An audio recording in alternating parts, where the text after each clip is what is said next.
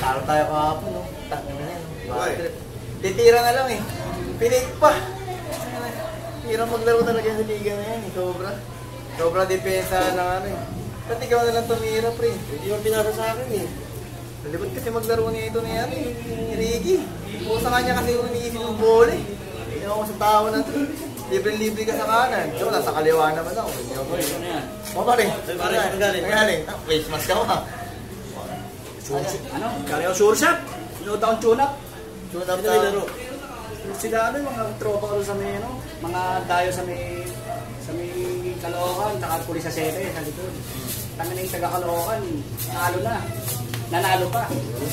Talo nyo kung bakit. Paano nanalo nga? Paano? Ano ba yung score? Tune up lang yun, pero importante. Oo, diba? sige. Ang score, 98-99, lamang yung mga pulis. Isa. Isang segundo na lang. 5 seconds. Animan lamang. Di man lamang sa segundo? Oo, Nanalo pa yung kalaban ng pulis? Nanalo pa yung nagkakalookan. Pinasok kasi si Pito. Sino Pitong? Taga-Barlika. Yung ba yun? Taga dito din sa Tondo yun. Never heard yun. Mas magaling pa daw sila Suma. Bago sumikat sila Suma, hindi na kasama kaya nalo sila Asante. Veterano na pala yun. Ganito. Ipinasok na yun. Nilabas nung isang kakampi niya yung bola. Pinasa kay Pitong, 10 years sa 3 points. Pasok! 3 point lang yun. Sumigaw yung announcer. Paano 6 points? Pitong 3 points! Ilan yun, pre? Pito.